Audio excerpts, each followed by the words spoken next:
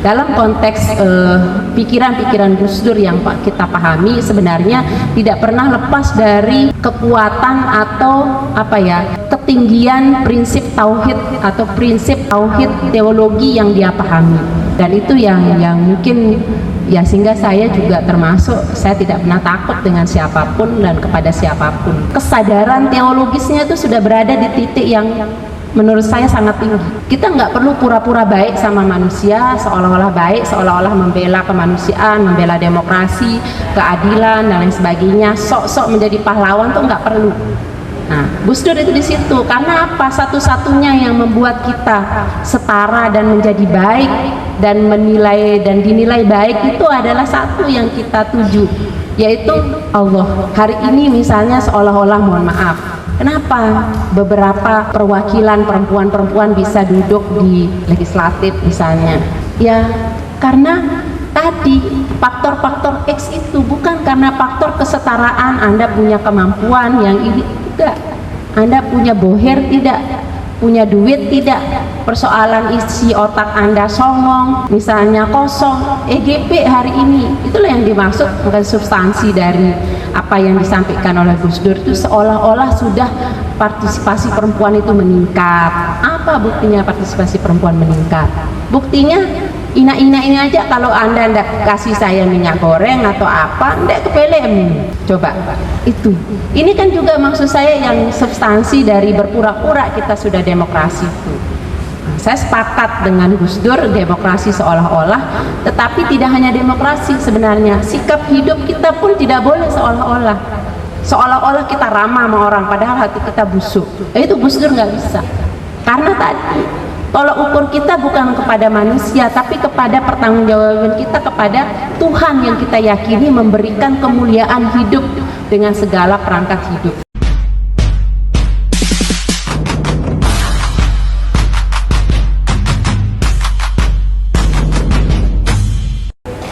Assalamualaikum warahmatullahi wabarakatuh. Bismillahirrahmanirrahim. Alhamdulillahirabbil alamin, wassalatu wassalamu ala asyrofil mursalin sayyidina Muhammadin wa ala alihi washabihi ajmain. Rabbi shrah li sadri wa yassir li amri wahlul 'uqdatam min lisani yafqahu qawli. Amma ba'du. Tadi yang saya hormati Ibu Hajah Bayi Husnawati, ya, dari Dinas perpustakaan, ya, perpustakaan kebiluaran, ya, wah. Dinas Perpustakaan Lombok Tengah. Kemudian dari Seknas Gus Durian Mas J. Ahmad, ya. Kemudian Ketua Les Bumi Lombok Tengah Lamuh Samsuar. Nah, lama kerennya saja ini. Kemudian koordinator Gus Durian Lombok Tengah, sahabat Jel, dan juga kayaknya itu Ketua Pergunu Kota Mataram sekaligus Ketua Sekretaris PCNU itu, Ustadz Ahmad Baidowi, salah seorang pengasuh pondok pesantren. Oh iya, koordinator, salah kedua jabatannya itu.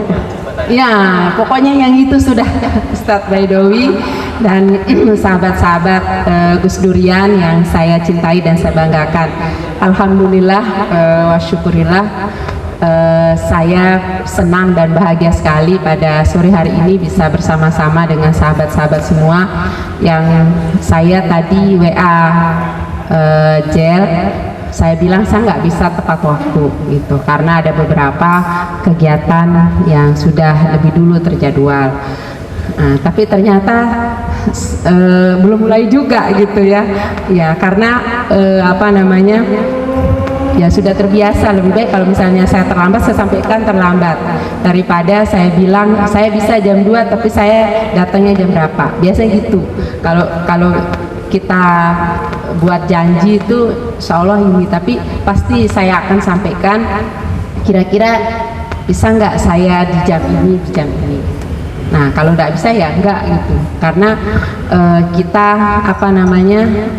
itulah, apalagi ini tentang Gus Dur, ya, saya merasa bahwa sesuatu yang harus saya sampaikan bagaimana kesan saya, bagaimana pikiran-pikiran Gus Dur, ajaran-ajaran Gus Dur itu begitu apa ya, kalau dibilang supaya tidak seolah-olah kita pura-pura mencintai beliau, saya nggak mau juga gitu, seolah-olah cinta, seolah-olah paham, tapi sebenarnya kita nggak paham apa-apa tentang beliau gitu. Saya nggak berani juga bilang itu, tetapi bagaimana pikiran-pikiran Gus Dur sedikit banyak mempengaruhi juga bagaimana saya membangun konsep diri dan bagaimana saya bersikap.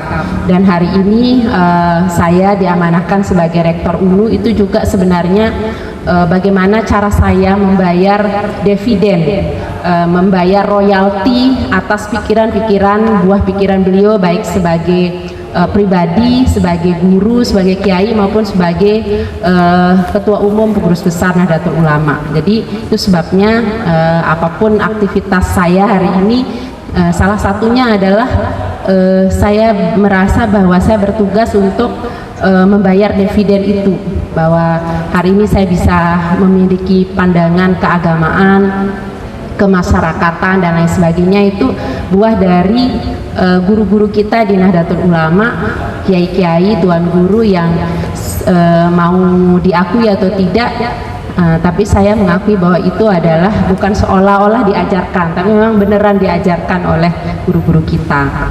Nah, saya membuka tentang demokrasi seolah-olah ini adalah dengan dua cerita, di mana alhamdulillah mungkin saya juga termasuk yang beruntung bisa bertemu dengan Gus Dur, bisa mendampingi beliau, bisa melayani beliau dalam beberapa kesempatan gitu, berinteraksi langsung gitu, dan itu sesuatu yang saya anggap keberuntungan. Keberuntungan, dan saya saksi hidup, sehingga bagaimana betul-betul menginspirasi, salah satu yang menginspirasi saya.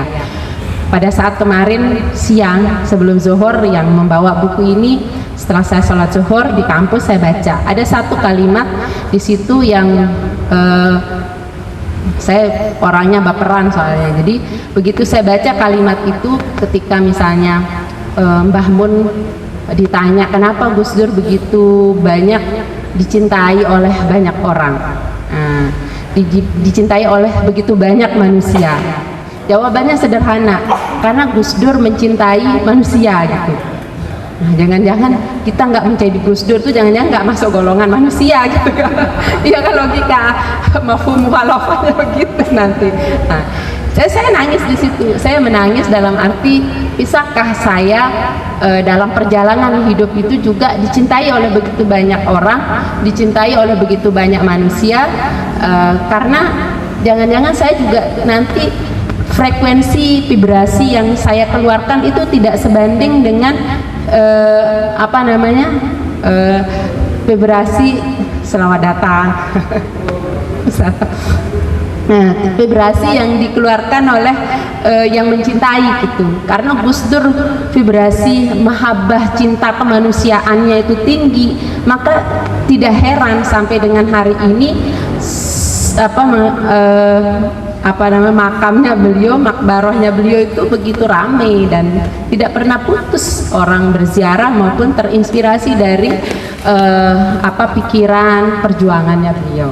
Nah, itu satu ini, dan bukan seolah-olah menangis gitu, enggak, memang benar rasanya tuh ada beberapa tokoh yang begitu meninggal itu begitu kesedihan itu mendalam. Ya bukan karena secara fisik dekat, tidak. Salah satunya adalah Gus Dur. Jadi ketika beliau dari Jakarta sakit itu mau ke Jombang, itu saya sudah membatin. Saya ikuti dari televisi dan saya kontak-kontak orang-orang terdekat ke beliau. Saya langsung kayaknya saya akan kehilangan besar. Ternyata benar, tidak ada satu momen di televisi itu yang saya lewatkan, karena begitu kayak rasanya kayak kita dicabut tuh, ada sesuatu yang hilang. Itu satu, beliau. Dan yang kedua adalah Mbah Mun. Itu begitu, ya saya berinteraksi baru 2 atau 3 kali sama beliau, 4, 5 kali gitu. Tetapi begitu mendalam dua orang ini. salah satunya adalah Gus Dur, karena memang satu frekuensi itu pasti dia ketemu. Nah, tadi saya dikasih sesi demokrasi seolah-olah dalam perspektif perempuan, walaupun secara garis besar saya membaca dengan cepat, di buku ini nggak ada spesifik tentang perempuan ya, tetapi saya memahami bahwa tadi kemanusiaannya Gus Dur itu adalah tidak mengenal jenis kelamin, termasuk juga saya atau kita sebagai kebetulan ditakdirkan untuk memiliki jenis kelamin perempuan, karena kita tidak bisa memilih gitu, kita mau jadi perempuan atau laki-laki, jenis kelaminnya, seks kita itu female atau male itu nggak punya pilihan. Nah, tetapi ada satu yang mempertemukan kita adalah apa? Sisi kemanusiaan kita yang dimana Gus Dur tidak pernah berhenti bicara kemanusiaan.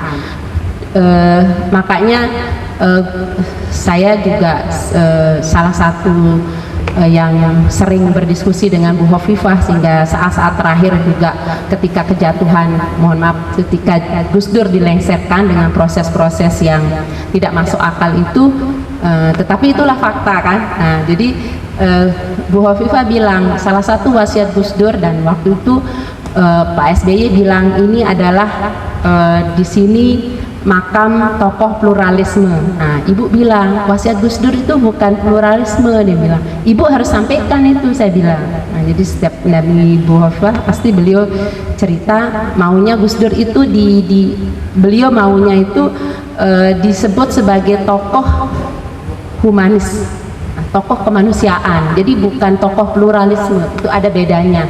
Ternyata memanusiakan manusia itu adalah perjuangan peradaban yang tidak pernah henti-hentinya. Nah, ini satu poin yang dari sisi saya sebagai perempuan, dari sisi saya sebagai yang berjenis kelamin perempuan, karena ada beda kalau bagi saya perempuan dengan jenis kelaminnya atau perempuan dengan peran sosial, kebudayaan, politik, ekonomi, sosial dan lain sebagainya. Nah, dalam konteks pikiran-pikiran Gus Dur yang kita pahami sebenarnya tidak pernah lepas dari kekuatan atau ketinggian prinsip tauhid atau prinsip tauhid teologi yang dia pahami, dan itu yang mungkin ya, sehingga saya juga termasuk, saya tidak pernah takut dengan siapapun dan kepada siapapun, karena itu tadi Gus Dur merasa tidak perlu termasuk membela Tuhan pun mereka. Gus Dur bilang di ruangan saya itu ada lukisan Gus Dur dari kayu yang saya tulis di situ, Tuhan tidak perlu dibela. Artinya apa? Karena memang kesadaran teologisnya itu sudah berada di titik yang menurut saya sangat tinggi. Kita nggak perlu pura-pura baik sama manusia, seolah-olah baik, seolah-olah membela kemanusiaan, membela demokrasi, keadilan dan lain sebagainya, sok-sok menjadi pahlawan tuh nggak perlu. Nah, Gus Dur itu di situ. Karena apa? Satu-satunya yang membuat kita setara dan menjadi baik dan menilai dan dinilai baik itu adalah satu yang kita tuju, yaitu Allah. Makanya Gus Dur nggak pusing mau dia beragama Kristen, mau dia sholat di gereja, nggak pusing dengan persepsi, dengan prasangka dan lain sebagainya, karena kita bukan hidup dari prasangka orang, katanya. Nah, itu yang saya pahami dari beliau, sehingga dia mau sama Paus dengan dituduh agen Yahudi, kayak nggak urus. Karena apa? Saya sudah tahu Tuhan saya memerintahkan saya begini. Tuhan yang saya yakini dalam sistem keimanan tauhid, kita baca di tulisan-tulisan Gus Dur, tidak hanya di buku ini, adalah bagaimana dia menyadari bahwa Tuhan itu menciptakan kita manusia itu dengan apalagi kita muslim, dengan syahadat kita, syahadatain kepada Allah dan Rasulullah, itu menunjukkan bahwa eksistensi kemanusiaan kita sama, mau laki mau perempuan, mau dia beragama Islam, mau dia beragama Hindu dan lain sebagainya. Saya pernah menjadi pembicara di depan hampir 300 Cina-Cina ya. Di 300 Cina-Cina yang yang tidak berseri uangnya dan lain sebagainya, dengan salah satu tokoh Cina juga, kebetulan juga dari dari London, satu bertiga. Saya bilang, ada nggak? Kenapa saya bisa berani bilang gitu soalnya? Karena saya sudah baca tulisannya Gus Dur. Saya bilang, ada nggak di antara kita? Saya bilang, Anda mungkin ada yang dari Muslim, ada yang Cina, ada yang Konghucu, yang Buddha maupun Kristen atau Katolik di ruangan ini. Saya bilang, ada nggak yang berani menyampaikan dan menyatakan bahwa Tuhan yang menciptakan saya dengan Tuhan yang menciptakan Anda di depan saya yang beragam berbeda itu adalah Tuhan yang berbeda? Saya bilang, nggak ada yang berani angkat tangan. Karena apa? Dalam sistem keimanan kita, Tuhan yang menciptakan langit, bumi, dan manusia itu kan Allah. Masa ada yang misalnya Jerowayan, Pak Gusti, Ignatius, itu Tuhannya beda, Tuhan yang berbeda yang ciptakan dia, kan nggak mungkin. Nah, itu yang saya pahami dari Gus Dur, sehingga dulu ketika saya aliyah, saya benci sama Gus Dur, jujur. Karena apa? Yang saya baca itu, yang saya referensi, yang saya baca itu adalah Panji Masyarakat dan sebagainya. Mungkin tahun 90-an sahabat-sahabat mahasiswa atau sahabat-sahabat ini tidak pernah dicekoki oleh buku-buku yang begitu. Saya termasuk yang beruntung. Saya memang orang miskin, tapi guru-guru saya itu mulai dari majalah yang populer, Aneka, majalah remaja, majalah Tempo, yang dulu Detik dan lain sebagainya, majalah-majalah yang berat-berat itu, termasuk juga tulisan-tulisan Gus Dur, itu saya dikasih baca. Itu tahun 93 ya, tahun 93 saya dikasih baca. Dan satu-satunya, karena apa? Yang lebih banyak tuh yang setiap ini Panji Masyarakat. Nah, jadi Mas Yumi, NU itu apa? Gus Dur ya, beneran saya nggak ini gitu, apa ini jelek gitu. Sehingga buku-buku Nurholis Majid yang tebalnya gitu udah di aliyah saya baca tuh Pak, sahabat-sahabat semua gitu, karena guru saya mencokoki itu gitu. Tapi berbeda ketika kita sudah di kampus berinteraksi dengan lebih luas lagi kesempatan ini. Tapi saya bersyukurnya Bapak guru saya itu almarhum itu tidak hanya memberi saya buku-buku Mas Yumi itu Pak, tapi tulisan-tulisan Gus Dur itu dia kasih. Tapi belum ada yang bisa membuat pikiran saya terbuka, karena apa? Gus Dur agen masih itu dulu. Tapi setelah saya berinteraksi langsung, mendengar langsung, melihat dan merasakan dunia yang lebih luas lagi, bahwa hidup itu tidak hanya tentang Muslim, tidak hanya tentang saya, tapi tentang kita. Nah, beda lagi. Oh, ini cocok. Sama kayak misalnya Gus Dur, kita misalnya dibesarkan atau Cina itu pelit, Cina itu begini, Cina itu begini. Saya tanya hari ini, Anda punya nggak sahabat-sahabat Cina itu? Sebilang, pernah nggak berinteraksi? Ada nggak Koko maupun Cici yang Anda punya sahabat? Sebilang, nggak ada. Saya bilang, kenapa saya bisa bersahabat dengan Koko, dengan Toke-Tok, maksud teman-teman yang non Muslim dan lain sebagainya.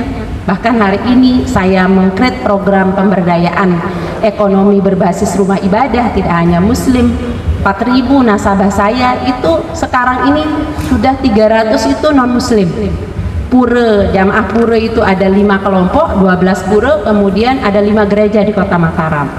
Nah, itu adalah karena persoalan kemiskinan, ketidakadilan ekonomi itu bukan persoalan keimanan saja, itu persoalan kemanusiaan yang Gus Dur ajarkan. Nah, ini satu perspektif kenapa saya misalnya sebagai perempuan dan perempuan-perempuan lainnya hari ini Indonesia, Gus Dur tidak pernah membedakan jenis kelamin.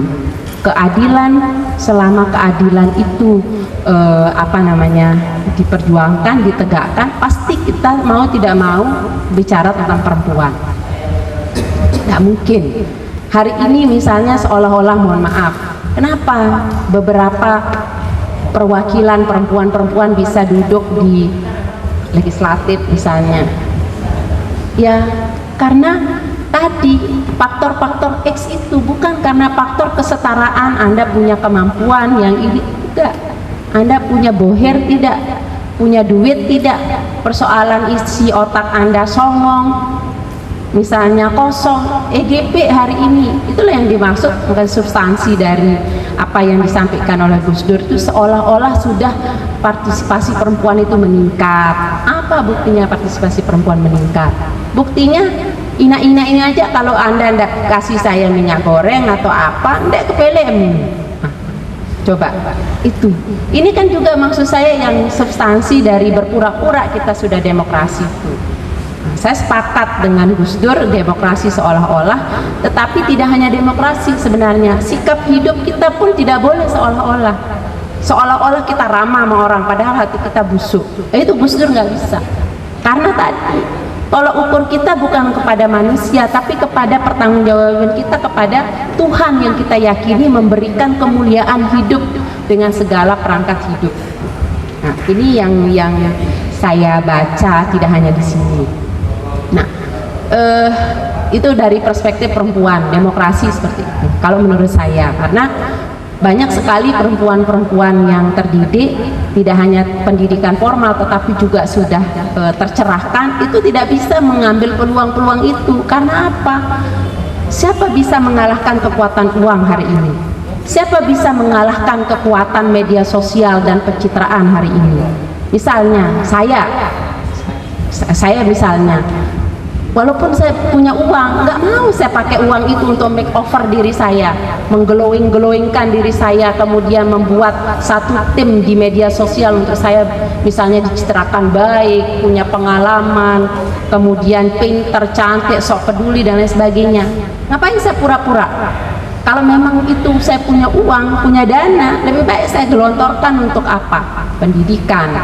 Seolah-olah kita peduli pendidikan, pret itu Gus Dur itu nggak mau begitu, dan saya juga begitu, ngapain gitu loh. Nah, ini yang saya maksud. Jadi kita dari diri kita pun jangan juga ya seolah-olah hebat, seolah-olah berpihak, seolah-olah kita pejuang demokrasi, pejuang perempuan, tapi kita nggak peduli sama lingkungan kita. Hal itu dari perspektif saya yang memahami apa yang secara hari ini substansi dari apa yang disampaikan oleh Gus Dur maupun diajarkan oleh Gus Dur. Tahun sekitar 99-2000, saya juga berkesempatan bersama almarhum Mas Bisri Effendi di Desantara Institut dulu bedah buku sama Gus Dur. Nah, bedah buku agama, negara dan budaya, ya. Nah, itu saya hadir waktu itu beliau presiden. Nah, tapi namanya dasar Gus Dur tuh menyampaikan materi yang berat, itulah hebatnya orang pinter itu kayak Gus Dur itu, maksudnya berat sekali materi itu, tapi dia bisa menyampaikan itu dengan guyon. Salah satu guyonannya, tapi menurut saya agak jorok, tapi hanya bisa waktu itu sedikit yang ketawa karena agak lama loadingnya. Iya, padahal orang sebanyak itu di ballroomnya waktu itu di ballroom hotel bintang 5 itu Gus Dur datang gitu, dia bilang begini, serius ini, di tengah seriusnya membedah agama, negara dan budaya itu, beliau bilang, serius amat, dia bilang. Coba saya tanya sekarang di antara peserta ini, selain Neil Armstrong yang pernah sampai ke bulan itu makhluk apa? Nggak ada yang serius sekali. Kita ini kirain ini, tahu-taunya jawabnya beliau itu ringan sekali, burungnya Neil Armstrong. Apa? Kita kan belum ada yang ketawa itu sedikit, baru karena malu gitu. Yang lain itu masih serius kan, dikirain pembicaraan itu serius gitu. Tahu-taunya beliau tuh mengalihkan, bukan mungkin siapalah asisten apa kan, kita pikirannya linier gitu. Ternyata beliau bilang bukan, burungnya Neil Armstrong. Astagfirullahaladzim gitu. Jadi lama banyak orang ketawa tuh, karena ada jeda gitu. Kalau yang nggak nyambung ya nggak tahu dia mau ketawa apa gitu. Nah, itu menurut saya Gus Dur. Jadi nggak punya beban. Karena apa? Presiden itu bagi dia tuh nggak punya status, boleh di kayak Rocky Gerung itu boleh dihujat, boleh diuji di ini, karena jabatan presiden sama kayak bupati ya. Nggak punya jenis kelamin dia, silakan mau di debat, diuji, di apa gitu. Nah, tetapi sebagai seorang manusia, pasti kita punya etika untuk menyampaikan kritik. Kita punya etika untuk sebagai personalnya. Nah, itulah yang dicoba dibangun oleh Gus Dur, sisi-sisi kemanusiaan itu menyangkut persamaan status, persamaan di depan hukum, persamaan perlakuan. Ada satu kalimat ketika kampanye 99 Gus Dur di Narmada, saya dampingi beliau, saya urusin beliau. Beliau bilang, pengakuan yang berbeda, perlakuan yang berbeda akan menghasilkan sesuatu yang berbeda. Itulah kenapa misalnya saya hari ini sebagai ya mungkin terlibat di dunia pendidikan, itu saya nggak mau ada dua hal itu. Pengakuan yang berbeda melahirkan perlakuan yang berbeda, karena itu akan menimbulkan sesuatu yang tidak baik kepada anak-anak didik. Ibu-ibu dan sahabat-sahabat semua, Anda usah praktikkan kepada anak orang lain. Pelinggih atau sahabat-sahabat aja punya saudara atau punya anak, diperlakukan beda, di pengakuan kita beda pada anak, itu melahirkan sesuatu yang berbeda. Coba saja. Nah, saya juga begitu. Mungkin karena orang tua saya dibuat membuat standar yang tinggi, sementara di adik saya itu enggak, karena dia adik kecil gitu. Karakter dan kepribadiannya beda. Beda. Karena apa? Pengakuan dan perlakuan itu yang beda, maka akan menghasilkan sikap yang berbeda. Nah, inilah yang dibangun oleh Gus Dur lewat sistem demokratisasi itu. Demokratisasi atau demokrasi itu paling tidak mendekati keadilan.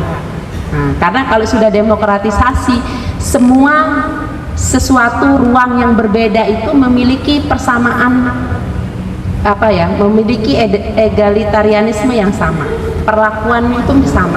Misalnya sekarang perempuan banyak, lebih banyak kuantitasnya, tapi dia nggak bisa bersuara. Nah, di Gus Dur itu harus memiliki ruang juga. Kemudian minoritas misalnya Hindu, Kristen, Katolik, itu juga dikasih ruang yang sama. Saya kemarin dibaca berita,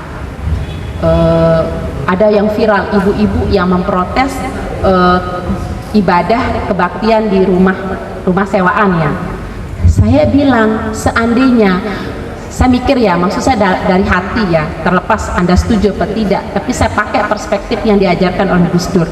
Seandainya tetangga saya itu Jerowayan, Hindu, kayak saya di Lingsar itu, tetangga saya adalah Pura dan orang-orang ini. Nah, betapa mereka tengil juga setiap malam Jumat, setiap ini ada yasinan, ada berzanji, ada yang hiziban, ada apa, bilang malam itu ada.